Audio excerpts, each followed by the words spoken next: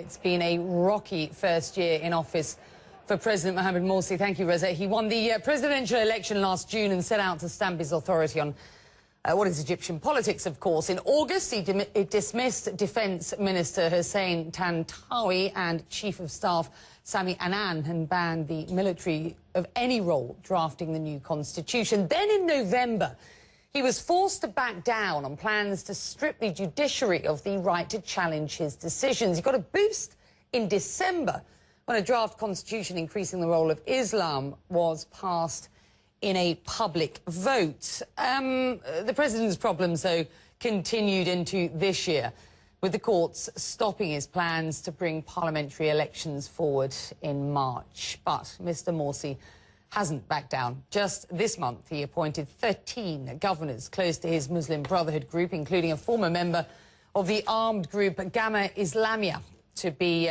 governor of Luxor. Well, Mr. Morsy's presidency has deeply divided Egyptians. You've seen the protests, you've seen the pictures. We're going to show them again as we talk to two people now from opposing sides. Dalia Ziada is a prominent blogger and human rights activist. She is the executive director of Ibn Khaldun Center for Development Studies in Cairo, has been on the show before, and we welcome you back. Also joining us from Cairo, Sondos Assem. She's a communications advisor to the presidency. And let me start with you. He may have been elected democratically, but there are millions of Egyptians who say, Sondos, that they have lost their faith in Mr. Morsy because of his gross mismanagement of Egypt. Do you sympathize with his detractors?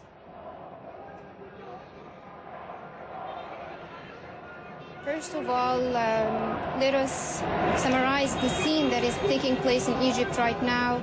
We see on the one side a very positive phenomena. We have 2 million man marches, both here, right here in Tahrir Square, against the president, and in Rabaa al-Adawiyya Square, supporting the president, and both are peaceful demonstrations which we encourage and support and yes, are consistent. But hang on a minute, with the, and I appreciate that. I do appreciate that. We expect tens of thousands on the streets on Sunday. So my question was, do you sympathise with the president's detractors?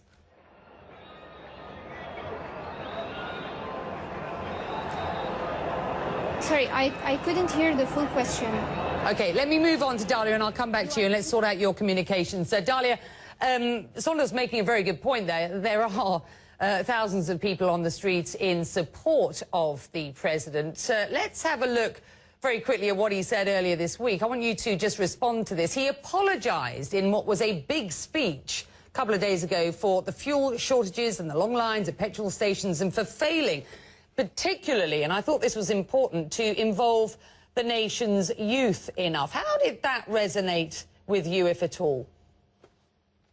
The president spoke about so many good things in his speech, but he has been speaking like this for over a year.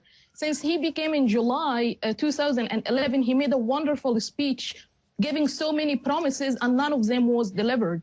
That's why we believe that he lost his legitimacy for two reasons. It's true there are thousands of people marching now in support of President Morsy, but there are 15 million people who signed petitions calling for the immediate resignation of the president and for running early presidential elections.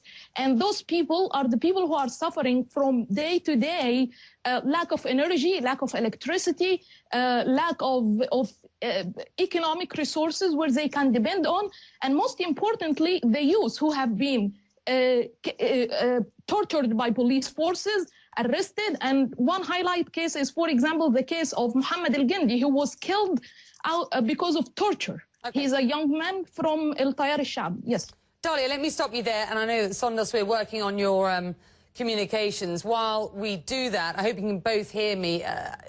It's great to talk to you too. Another way to view Egypt, of course, is through sort of stats and indices. One of those is a failed state index. And I want to just get our viewers a sense of where the Egyptian picture stands on that, because it doesn't look good. The listing is put together by the US-based Fund for Peace. It considers factors that include the stability of the central government, public services, corruption. You get the idea. No surprise at who tops the list. It's Somalia, the Democratic Republic of Congo there, and the Sudans and Chad also high up. Egypt comes in at 34th. That's well within a group considered at risk and includes Syria and North Korea. Also marks a consistent decline for Egypt since before the revolution that toppled Hosni Mubarak. I'm going to talk to you both shortly, but earlier this year, and I want you to hear this, I talked with Mohammed El-Baradei, who's a prominent opposition leader. You'll both know him, who once headed the International Atomic Energy Agency. Here's what he said about the state of Egypt, and this was back in February. I want you to respond to this. We are very much on the list of the failed state. I think we were number 45 last year. We're now number 31. I mean, it's not the greatest honor to be on the failed state, but by all by all governance indicators, as I mentioned, law and order, political participation, economic opportunities, respect for human rights, we are a failed state. The economy we are about to default probably in 2 or 3 months. Law and order we are turning into a militia-like state. I mean, we are a failed state, but we can switch it. Sonnos, he says we can switch it, but nothing's changed. You listen to what Mohammed El-Baradei says. With respect, there are people on the streets in support of Mr. Morsy tonight, and we acknowledge that. But we're looking at a failed state, and the guy's had a year. What's he going to do to make things better?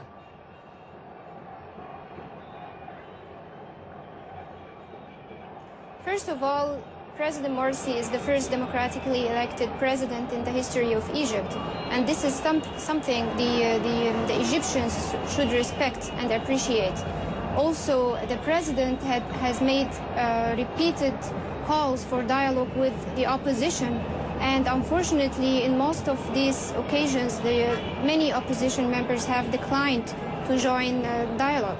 We have Stop you there. Hold on for one moment. You have to acknowledge that 15 million people have signed a petition against him. He may have been democratically elected a year ago, but things haven't improved. They've got worse. My question was, how does he improve things at this point? Let me bring Dalia in. Dalia, do you fear a civil war at this point? No, I don't think we will get to this point because Egyptians, actually it's heartbreaking what we are seeing today, that Egyptians are divided between Islamists and liberals, or let's say civilians. And I think the main reason for this was a discourse of the president from the very beginning, as he was always referring and working for, in most of his speeches, referring his speech to his what he calls ahli wa ashirati, or my family and my people. That's why we are seeing this division now.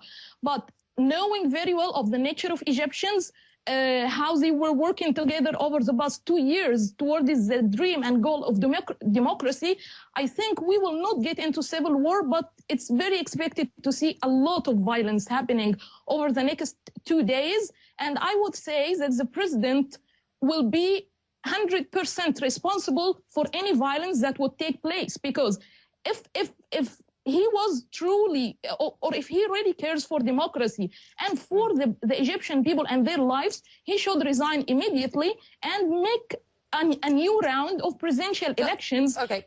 Dalia, what's your response? Sonnos, sorry. As you have seen today,